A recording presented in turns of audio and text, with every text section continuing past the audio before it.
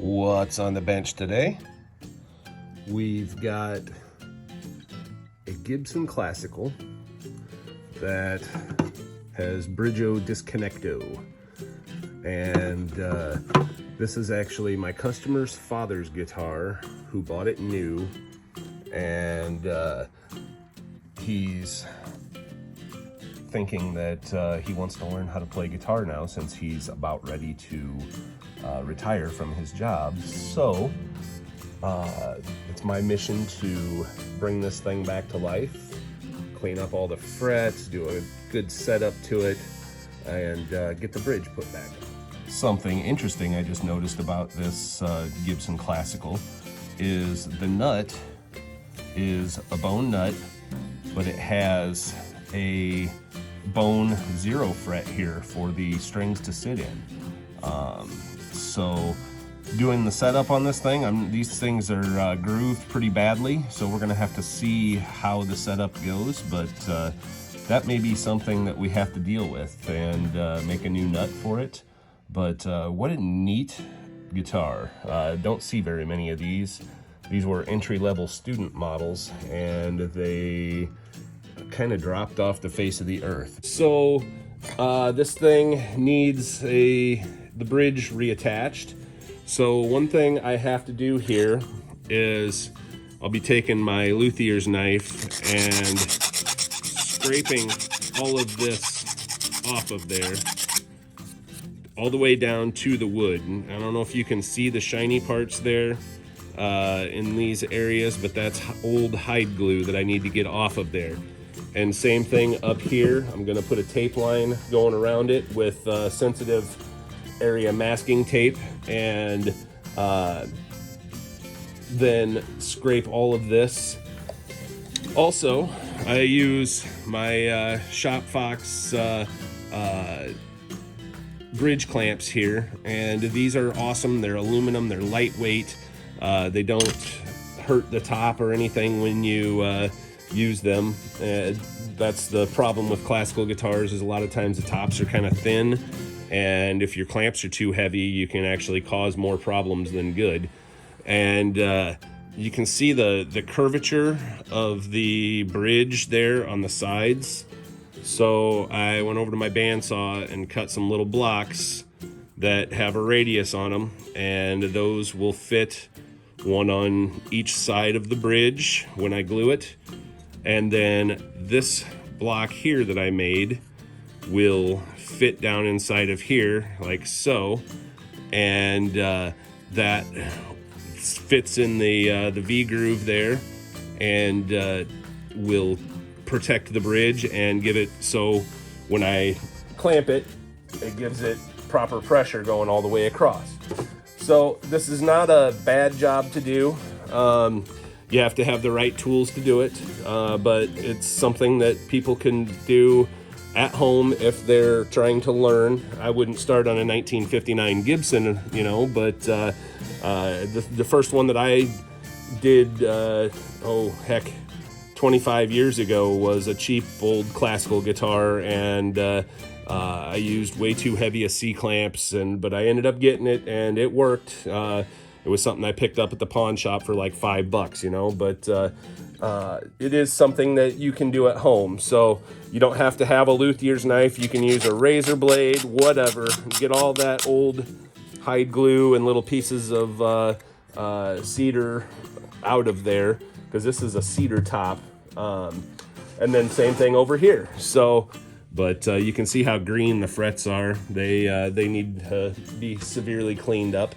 But anyway, that's what I'm doing, and I'll kind of take you along in different parts of the process. Right now I'm getting ready to prep it, and I'm going to scrape all the glue and stuff off of here. So anyway, guys, that's where we're at with this. One thing I do when I glue bridges back on is I put hash marks in them, because the rosewood and ebony and stuff that these bridges are made out of is very it's a very oily wood, and the surface, even if you sanded that, would be slick, and it wouldn't have any tooth for the glue to grip onto.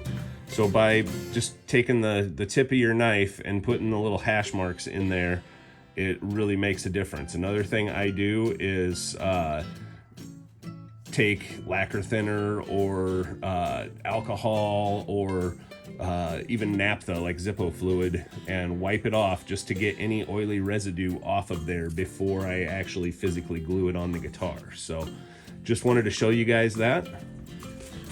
All right, so to wipe the bridge down, I've got some Ronson lighter fluid, which is naphtha, white gas, whatever you want to call it. And I just put a little bit on the rag there. Paper towel is preferable to use, and just wipe it down. You can see all the garbage coming off. Old glue, sanding dust, whatever may be in there, but that's a step that needs to be taken to clean that up. And now that bridge is clean and has tooth and is ready to be put on here. I also have my purple 3M sensitive area masking tape on here, and I leave just a tiny little bit of the lacquer mark all the way around. That way I know my bridge is going to be centered. And so now I'm ready to put some glue on it and go for it. This video is sponsored by my friends at Tubbo Towels. Heavy duty cleaning wipes, bigger, tougher, stronger Tubbo Towels. I use these all the time in my shop. I will use them during this job, and so thank you Tubbo Towels for the sponsorship.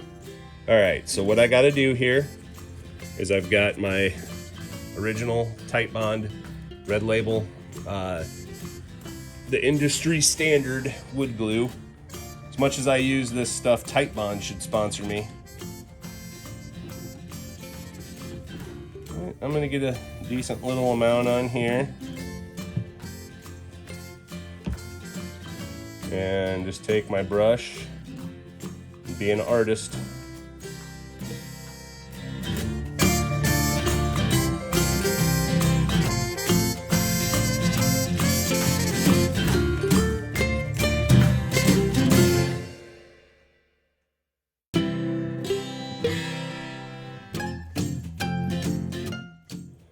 Nice thing about using Titebond, it's not like the old hide glue where you have a short work time with it. Titebond, put this stuff on there. I let it set up for a minute or two after I put it on, and then it's usually dry within like 30 minutes to a half hour, but I let it sit for a few days. But Titebond is very easy to work with. You don't have to be in a huge hurry when it comes to this. There's a little too much here, and I will clean that up after I get the bridge in position. But I want to make sure and get enough on here to where it's in all corners and all edges. Go over this one more time, make sure I'm all the way out to the edges. It's already, thin layers already getting a tiny bit sticky, but I could leave this sit for 10 minutes and come back and it would still be tacky enough to work with. All right.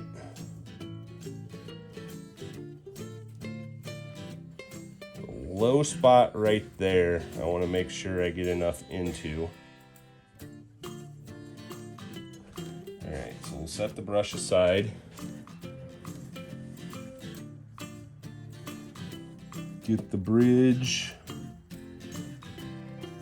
in its proper position here.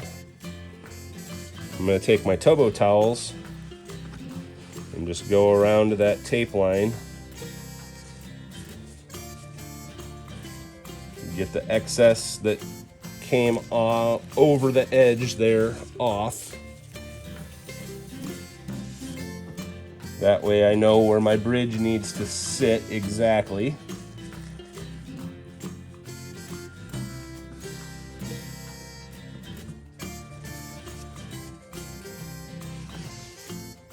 All right. So now my blocks on the bridge.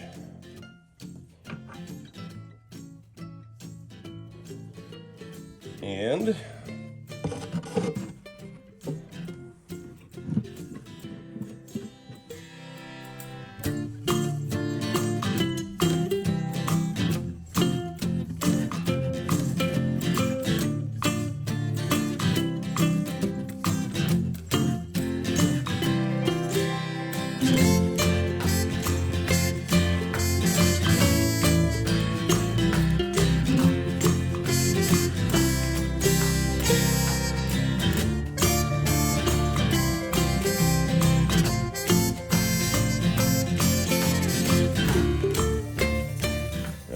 the tricky part is getting the middle one in.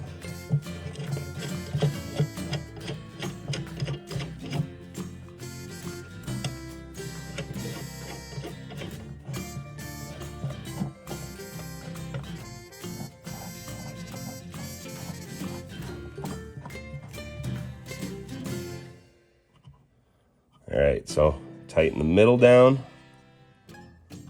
Tighten each of the edges down. And you don't need to go stupid tight on this because you don't want all that glue that you just put on there to squeeze out. I'm gonna use this dry paper towel. Just go along the edge here. Get any of that excess that I can.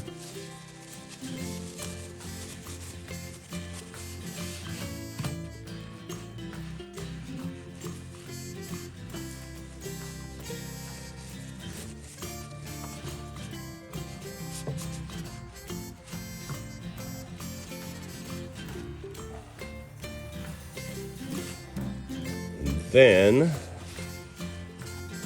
I'm going to grab a fresh tubbo towel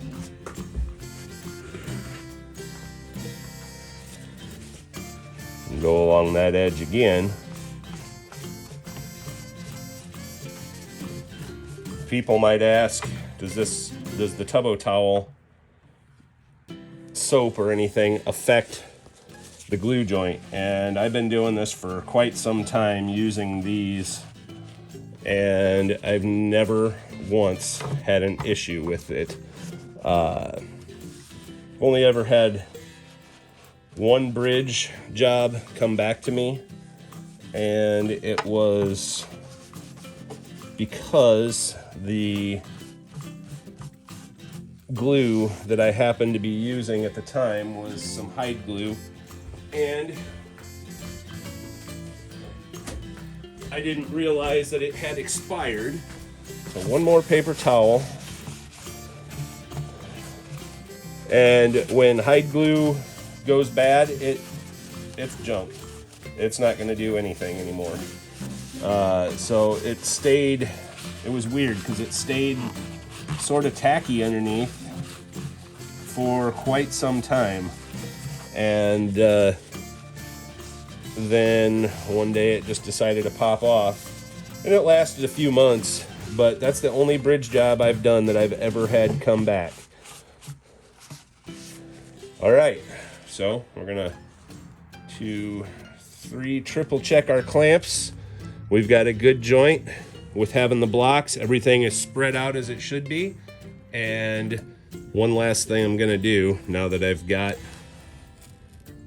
my bridge in position, I'm just gonna go ahead and peel all this masking tape off.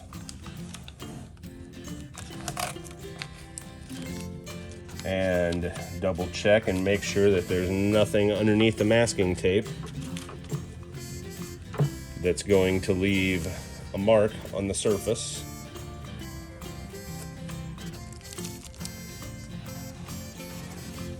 I use this purple 3M sensitive area masking tape on stuff like this because this is nitrocellulose lacquer, and you can actually pull lacquer up when you're doing this job. So it's best to use the sensitive surface masking tape on this kind of stuff. So that's just a little tip for you guys. Again, thanks for watching and have a great day.